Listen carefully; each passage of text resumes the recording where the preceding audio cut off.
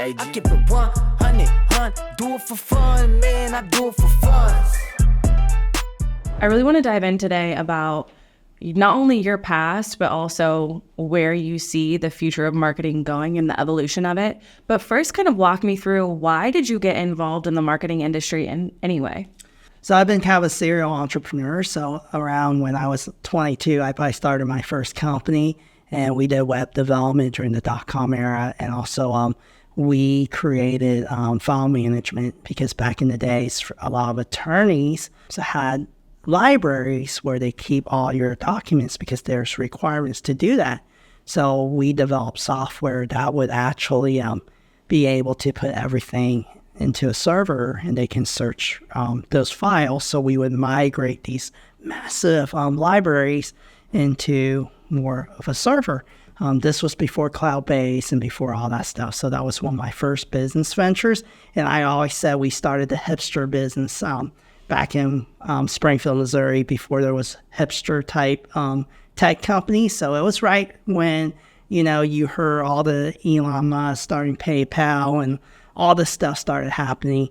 I went that route. So I was one of those young entrepreneurs that just kind of wanted to do something different. And we had this hip office. We had a couple young guys. We got together, and it's really that perfect tech startup story. And during that time, because when you're doing business, you got to learn to market yourself.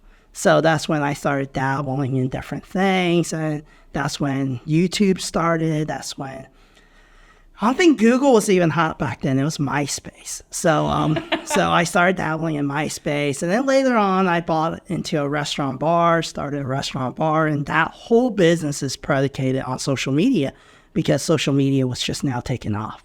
So Mark Zuckerberg didn't even exist. It was hot or not. And all that college stuff started happening. And MySpace was at its prime. So I built an entire bar business out of utilizing MySpace. And before personal branding was popular, I really branded myself on MySpace and utilized just these tools. And as I'm trying to build these businesses and utilizing these tools, started learning, how do you build brand? How do you create an online presence? How do you really target people? And as these tools emerge, being a software engineer by trade, I naturally kind of was able to bridge that technology and marketing and my natural. I love networking, and I knew everyone in my town, right? So I was one of those guys that, hey, if you need a mechanic, I probably knew a mechanic. If you need a girlfriend, I can probably help you find a girlfriend. Kevin the matchmaker. Yeah, so I was that type of guy, and I would say it really helped me out in my career in marketing, because even though I came from a technical world, because of my networking and relationship abilities, it kind of put me ahead of the game, and it allowed me, when these tools started really maturing, it was my strength, because now no longer is marketing just word of mouth or PR. It's actually technical too. Walk me through though. So when obviously the restaurant, you said you started advertising, quote, on social media, specifically MySpace. What did everybody else around you think about that? Because at that time, that was very far from your traditional marketing avenues. Yeah, so it's interesting. We're in a college town. We had a Louisiana Cajun fusion restaurant by day. Also, side note, are you ever going to make me that style food? Can we please have a time where you bring that into the office? Absolutely. It's just different, though, when you don't have a commercial kitchen. Right. So it was unique, because during the day, we were a restaurant, and then at night, we had this huge bar business. And Springfield, Missouri is predicated by like 5 colleges. You got Missouri State, you got Drury, you got Evangel. There's a lot of campuses there. So there was a huge college bar life. So, and back then, you got to remember, social started in the college world. So MySpace, even though my target audience for the bar scene was really college students, so they were all the first adapters to MySpace. So for me, I don't think they were surprised because some college students were looking for, communicate with others, network. And then the sororities and fraternities were really taking off in the social media space. I'm also curious too, because you've shared on, socials and with me personally about your father and being in business with your dad. Because he was a different generation than you, what were his thoughts on you marketing the restaurant on social media? Yeah, I had a really cool dad. So really my dad just, he was a chef by trade. So he went to school to cook. Like he focused on like culinary stuff. And so he really took care of the back of the house. And then I just focused on he said, "Here's son," of the house. And kind of let you do your thing. Yeah, so I just did marketing stuff. And, we're immigrants, so from Hong Kong. So my dad, as much we live in America, he was still very Chinese by heart. So all that stuff he really didn't care about. He just wants to make good food and make a living. So fair enough. So then once you left the restaurant industry, talk me through that portion of your life a little bit up until starting J29. Yeah, so I left the industry because of my father got diagnosed with cancer. So all within, I think it was within a year, like when he found out there was a tumor and how fast it spread, he passed away. So it was November of 2007. So that really kind of rocked my world a little bit because I always was interested in kind of investing in the restaurant and doing the marketing stuff, but I didn't want to go all in, right? So I had to go all in because, hey, when you have a business, you have loans and different things that require you to continue paying rent and different things. So I ended up going all in. And at the time with my, it used to be called J29 Global. I still had a downtown business at the time. So that went towards the web company partnership. So they took over that part. And then I went all in on the restaurant. So I always told myself I never want to be in the kitchen part of the restaurant industry. But I ended up doing it for almost a year. And I'm one of those people, I can pick up things pretty quickly. I knew how to cook because I'm around a chef all my life. Right. But I never really done it commercially, right? But I became like an executive chef and I started learning all the sauces. Push comes to shove, I just made it happen. And I really loved it because even with cooking, there's creativity. So I can, and that's when I think the Food Network, all the chefs were taking off, right? The plating the food. So I can plate a dish really well. I can make things really fancy. Mm-hmm. I learned how to cut. Like I can create like little sculptures and stuff like things like that. Can you do an ice sculpture? Not an ice sculpture. I can do it with carrots. So yeah, but it was neat because that's what happened. And then I kept the restaurant going for another year. But at the time, I knew that wasn't really my passion or my heart. Mm-hmm. I love business, but I don't necessarily love the restaurant business. Right. So I ended up actually taking a bankruptcy in 2009, right? Which, when I first heard your story, I did not realize, among other entrepreneurs, how common that can actually be. And it's like starting over again, but it just makes you that much more powerful the second time around, starting a business from the ground up. Yeah, because I think you kind of know you start understanding like, hey, how do you use your money to work for you? Mm-hmm. And how do you see outside of just the system? So it really helped me really envision, I think, pave a different path for myself because I knew what doesn't work and what works, right? And I always say in the business world, you got to do something you're passionate about. You got to love it because there's so much more crap that comes with owning a business. There's so many days you're going to wake up and you aren't going to want to do it. And if you aren't passionate about it, you're going to give up. Yeah. And that's part of why businesses fail because people get excited about a product or a service or an idea, but they aren't really passionate about the day-to-day journey. Right. But it's the journey that you got to be excited about because there's going to be a lot of crap that goes with being a business owner. And if you don't have that love for the journey, work an 8 to 5, get a consistent salary, Because with the business world, and I think most entrepreneurs will tell you the same thing, for what you're getting paid, you hear all these luxury stories and all these great things because it's after the fact they're successful. But the years that they spent trying to get there, if you divide it all out, they might not make that much unless you're an Elon or a Mark Zuckerberg. But a lot of small business owners, if you calculate the amount of hours they put in and heart and sacrifices, you got to really love it. Right. If you don't love it, don't do it. So you went from J29 Global to then starting J29 Creative. Talk me through, I want to hear a couple different aspects of this. I want to hear some of the marketing aspects of what you feel like was strong back then but is changing now. But let's first dive into your personal journey with it.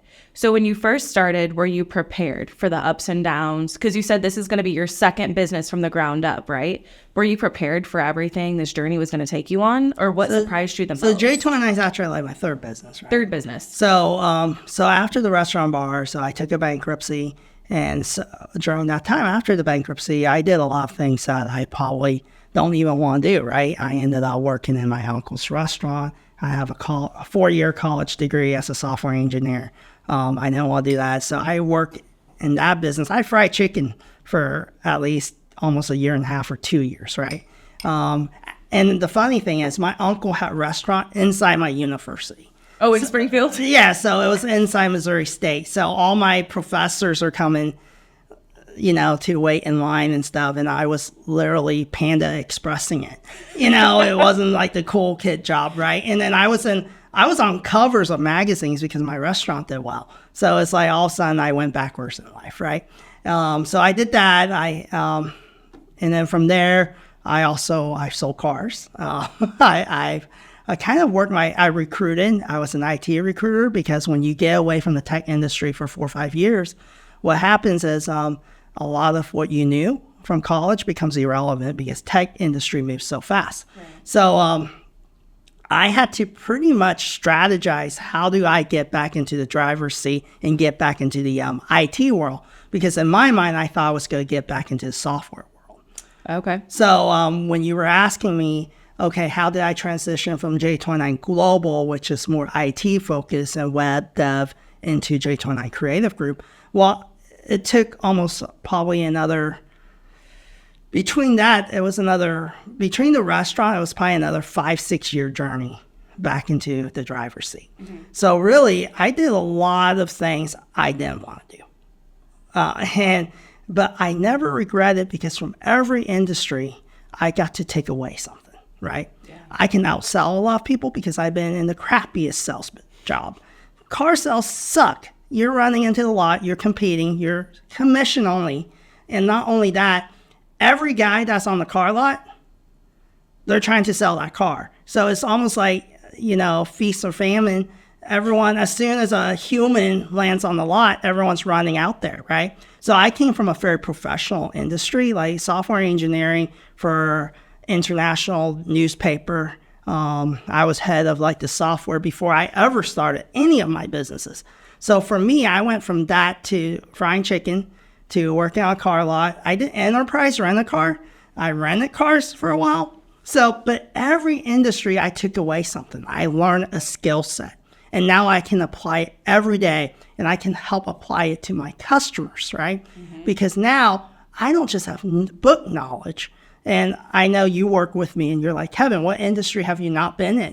I've been in every single one of them. I was a fitness trainer because in my younger years, I used to bodybuild and I used to train. I'm certified. I'm ISSA certified. So I'm a certified personal trainer. Insert pictures here. We're going to get some pictures. Yeah. So it's funny because, and then I can talk logistics because prior to my job right before J29 Creative Group, I was a director of marketing for a global logistics software company. Yeah. So I can talk in a lot of industries because I actually been in it.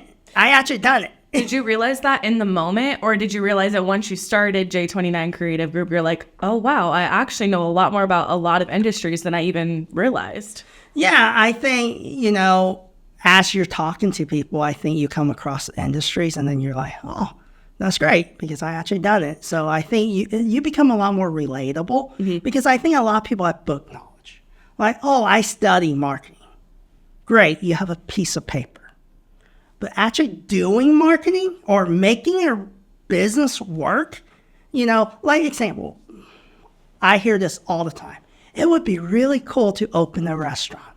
Or, ooh, that trendy coffee shop. Or, ooh, martini bar. It looks so great. I would love to own a martini bar. I hear all the time from like anyone from doctors wanting to just open a little side gig, a little bar, or engineers or different people. And in my mind, have you done it before? It's not luxurious like people think, right? Owning a bar is hard. Do you know why? Staffing.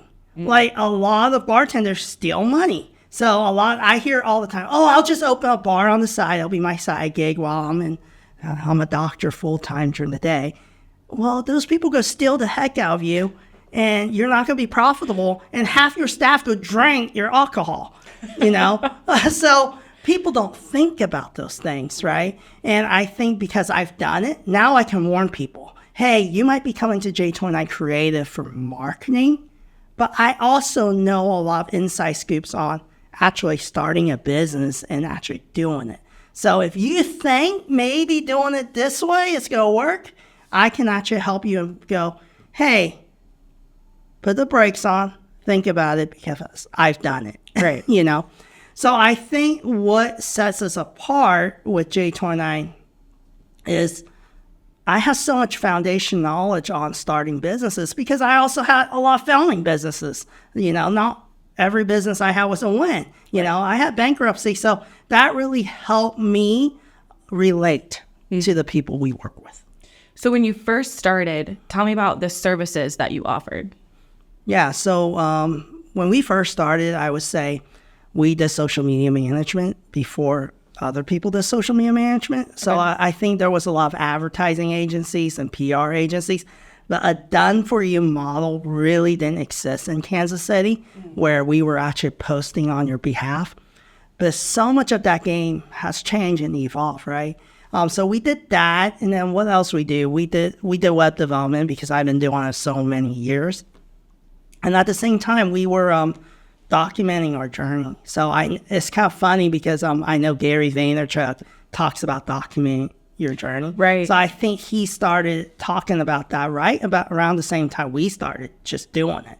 And we weren't doing it. I didn't even know who Gary Vee was until some other people told me about it. But we were just doing it out of the idea of, like, I documented when I asked my wife to marry me. And that was in 2000. Before everybody had the 2008, 2009, when I asked Jen for her hand. Like, I hired one of my friends to hide behind a tree or something. So I always believe in documenting everything. I was a big photo guy, obviously, in my space, right?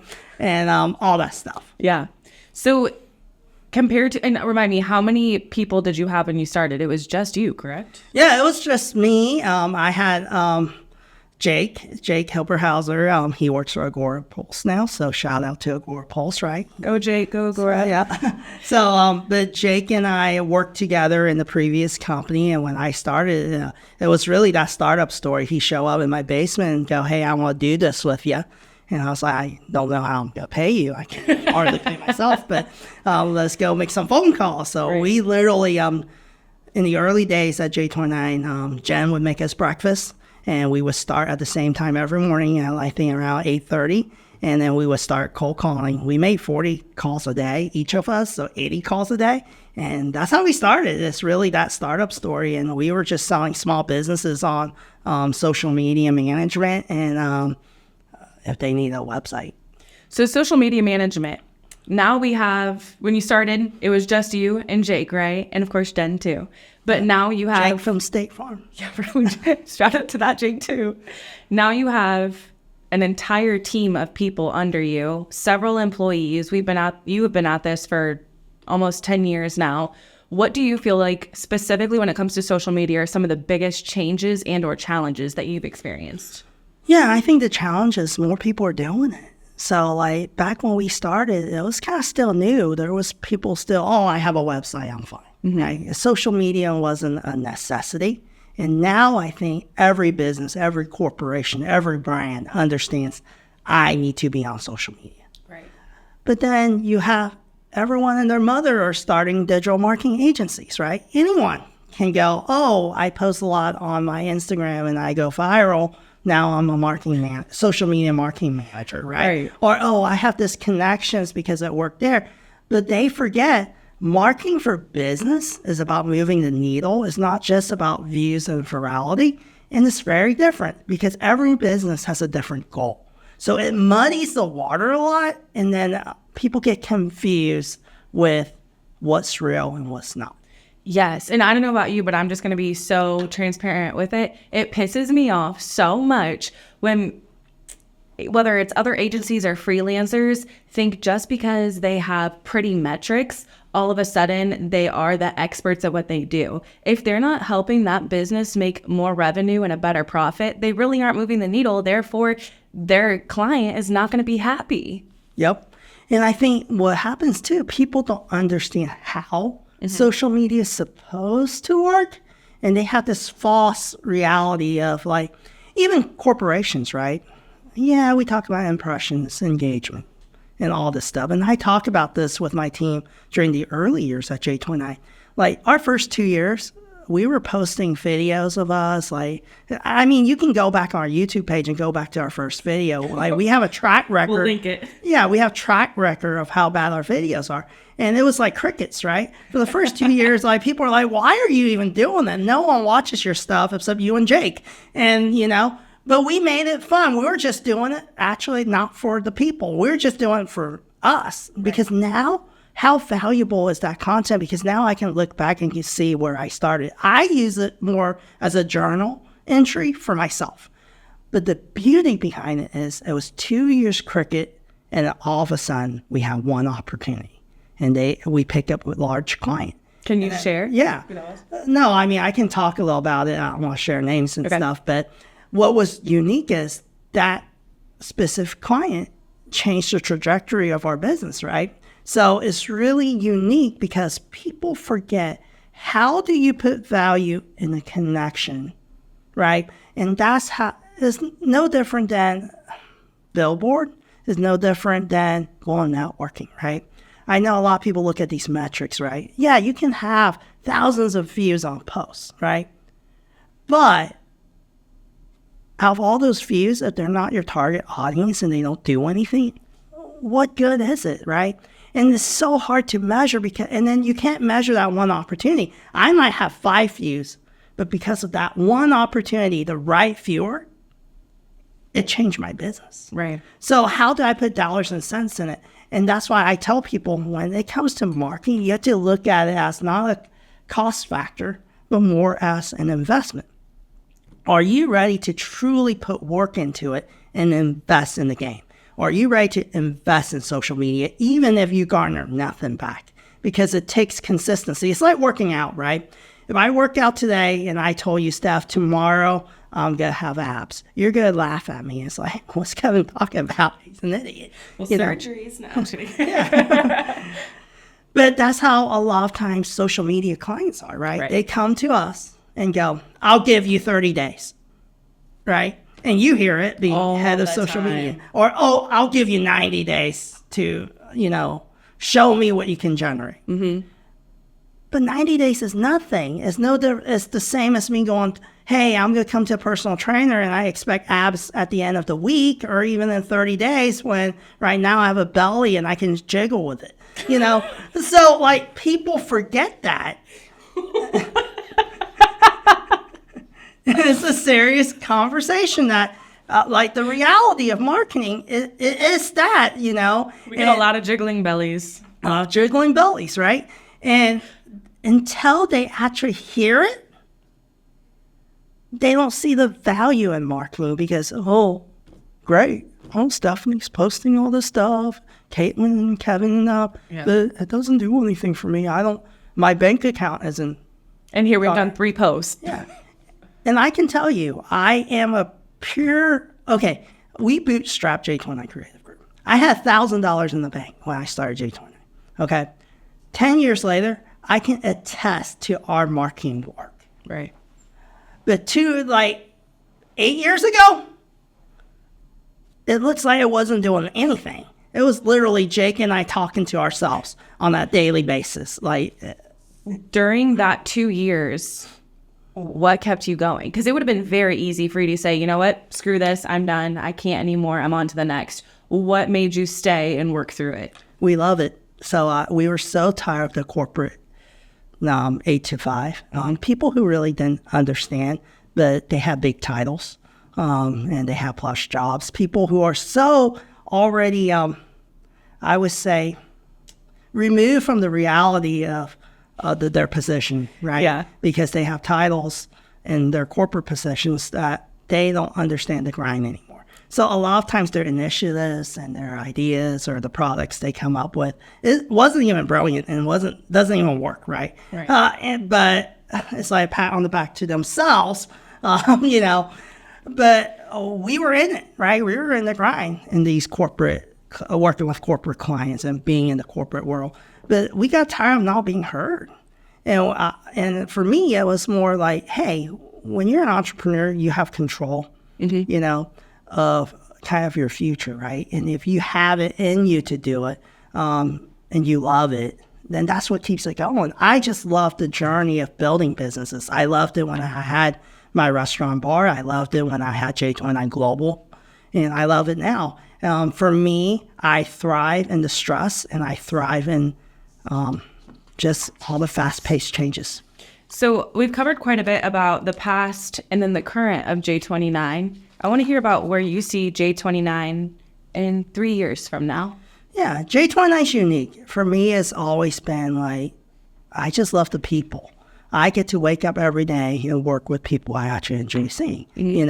I get to pick and choose who's part of, this journey. Do you continue to pick me to be a part of the journey? Absolutely, and I'm big on investing in just people, human capital. I want to see people thrive. Yeah. And a lot of times I think where I see J29 is I'm not always looking for the number one social media expert in Kansas City to come join my team. Right. Or someone that's just an amazing videographer or whatever, right? What I'm looking for is people who are actually passionate in something more, who can do more, right? And because I think that's what makes a company different.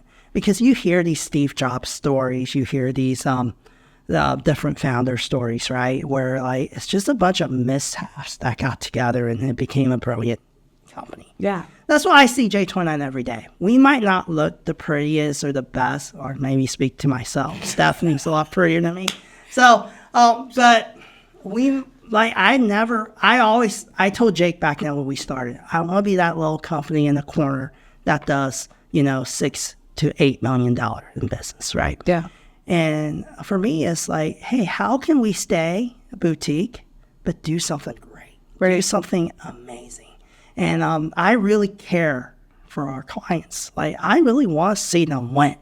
And that's what I'm all about. If you're looking for fluff, J29's not going to give you that. And I can't see me changing in the future because I am pretty solid in how I've been in the last 9 years. We have the same logo since probably 9 years ago. It's not like I'm rebranding every 2 years. And I don't change, right? We've been social media management back then. We do social media management now. Right? It's just our product's a little more relevant.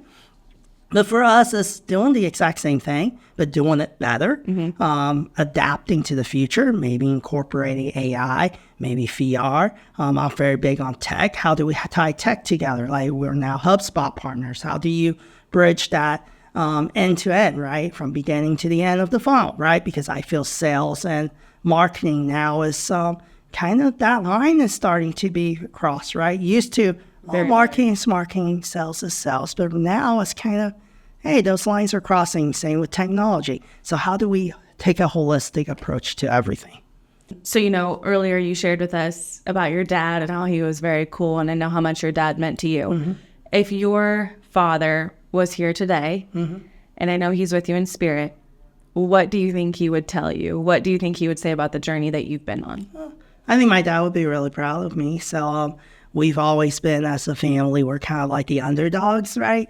So all my dad's families, they're ultra successful. So my dad was kind of like the black sheep, right? He didn't have a college degree. He went to he was a taxi driver in Hong Kong, and then he kind of picked up cooking because he knew he was coming to the States. So he was just a chef, and his dream was, hey, for his kids to go to college and stuff and make something out of themselves. And in a lot of Asian homes, it's either you're a doctor, an engineer, or a lawyer, right? And for me, I've always been like a creative person, right? So I wanted to be a fitness trainer. And that's how I ended up being in the fitness industry. And but I think now him actually seeing me thrive in the business world, I think it would make him proud. That's awesome. Well, I appreciate you opening up about him and sharing your absolutely. story. We've covered so much today, from fried chicken to car salesman to jiggling bellies even. We've covered a whole bunch. But I want to know, the young entrepreneurs, or somebody who's even not necessarily a young entrepreneur but wants to become an entrepreneur, what would you tell them?